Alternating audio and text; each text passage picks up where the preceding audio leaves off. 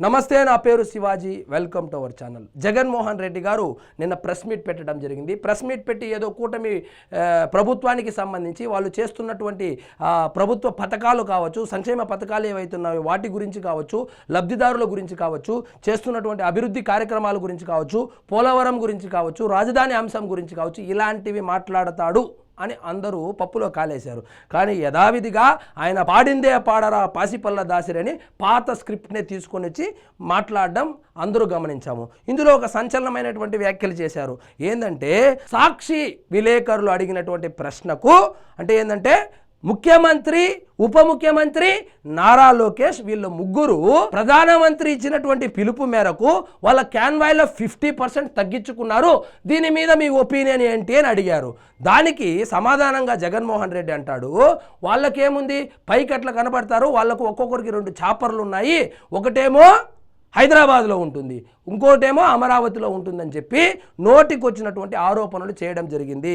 Already Chandrababu Naidu గారికి సంబంధించి, నారా లోకేష్ గారికి సంబంధించి ఆ చాపర్ వ్యవహారము ఏదైతే ఉందో వాళ్ళు సొంత డబ్బులతోనే ఖర్చు పెట్టుకుంటున్నారు, మీరు కావాలంటే చెక్ చేసుకోండి అని వాళ్ళైతే చెప్పడం జరిగింది. ఇప్పుడు పవన్ కళ్యాణ్ గారి విషయానికి వస్తే, ఆయన షూటింగ్లకు కూడా ప్రభుత్వ ధనాన్ని వెచ్చిస్తున్నాడు, ఆయన ఆఫీస్ని దుర్వినియోగం చేస్తున్నాడు, ప్రజా ధనాన్ని దుర్వినియోగం చేస్తున్నాడు, సొంత పనులకు షూటింగ్లకు ఆయన ప్రతి వారం హైదరాబాద్లో తన ఇంటికి వెళ్ళడానికి ప్రభుత్వ ధనం వెచ్చించి ఆ చాపర్లో, ప్రైవేట్ చాపర్లో వెళ్తా ఉన్నాడని చెప్పి సంచలనమైనటువంటి ఆరోపణలు చేశారు. దాని మీద కేసు కూడా వేశారు. హైకోర్టులో మొటిక్కాయలు కూడా తిన్నారు.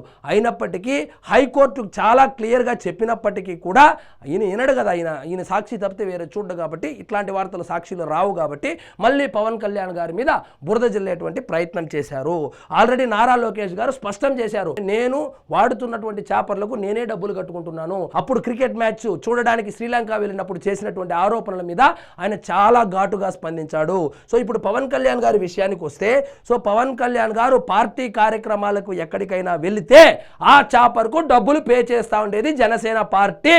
పవన్ కళ్యాణ్ గారు ఎక్కడైనా షూటింగులకు వెళ్ళినా, వ్యక్తిగత కార్యక్రమాలకు హాజరైనా, వ్యక్తిగతంగా ఎక్కడైనా బయటకు వెళ్ళినా, ఆయన పర్సనల్ యూజ్ ఏదైనా చేస్తూ ఉంటే ఆయన కష్టపడి సంపాదించినటువంటి డబ్బుల నుంచే ఆ చాపర్లకు చెల్లిస్తూ ఉన్నాడే కానీ, జగన్మోహన్ రెడ్డి లాగా ప్రభుత్వ ధనాన్ని 222 కోట్ల రూపాయలు కేవలము ఆయన తాడేపల్లి నుంచి హైదరాబాద్కు పోవడం, వీళ్ళ కుమార్తెలను చూడడానికి లండన్ వెళ్ళడం, దావోస్ వెళ్ళడం, ఇలా ఆయనైతే దుర్వినియోగం చేయలేదు.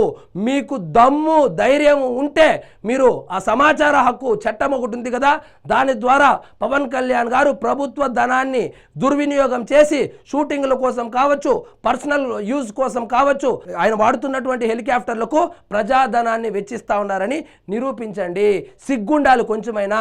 సో ప్రభుత్వ ధనంతో 650 కోట్ల రూపాయలు ఖర్చు పెట్టి ఒక ప్యాలెస్ ఒకటి కట్టుకొని 222 కోట్ల రూపాయలు ఈ గాలి తిరుగుళ్ళు తిరిగినటువంటి జగన్మోహన్ రెడ్డి, అదేవిధంగా కాంట్రాక్టర్లను బెదిరించి ఆ చాపర్లు తీసుకొని వ్యక్తిగతంగా వాడుకున్నటువంటి జగన్మోహన్ రెడ్డి ఈరోజు వచ్చి పవన్ కళ్యాణ్ గురించి మాట్లాడుతూ ఉంటే హాస్యాస్పదంగా ఉందని నాదెండ్ల మనోహర్ గారు అయితే చెప్పడం జరిగింది. మాజీ మంత్రి జగన్ 5 ఏళ్ల పాలనలో ప్రత్యేక విమానాలు, హెలికాప్టర్ల కోసం 222 కోట్ల ప్రజాధనం ఖర్చు చేసినట్లు రాష్ట్ర మంత్రి నాదెండ్ల మనోహర్ తెలిపారు.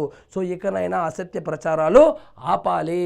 సో వాళ్ళు మీకు నిజంగా ఇన్ఫర్మేషనే ఉంటే సమాచార హక్కు ద్వారా, చట్టం ద్వారా డీటెయిల్స్ తెప్పించుకోండి. ఏ చాపర్కి ఎంత పే చేశారు, ఎక్కడి నుంచి పే చేశారు, ఎవరు పే చేశారు, ఎవరు వాడుతూ ఉన్నారో తెలిసిపోతుంది కదా. తెలిసిపోతే ఎట్టా బురద జల్లడం కష్టమవుతుంది కదా. కాబట్టి చూసుకోకుండా, అడగకుండా, తెలుసుకోకుండా బురద జల్లేస్తే పడి ఉంటుంది అనేటువంటి ఉద్దేశంతో బురద జల్లుతూ ఉంటే ఎవరు ఏం చేయలేరు. సో జనాలు అయితే గమనిస్తుంటారు జగన్మోహన్ రెడ్డి గారు. సో ఇదండి ఈరోజు మన టాపిక్. మీకు ఈ వీడియో నచ్చినట్లయితే లైక్ చేయండి, షేర్ చేయండి, ఛానల్ మాత్రం సబ్స్క్రైబ్ చేసుకోవడం మర్చిపోవద్దు.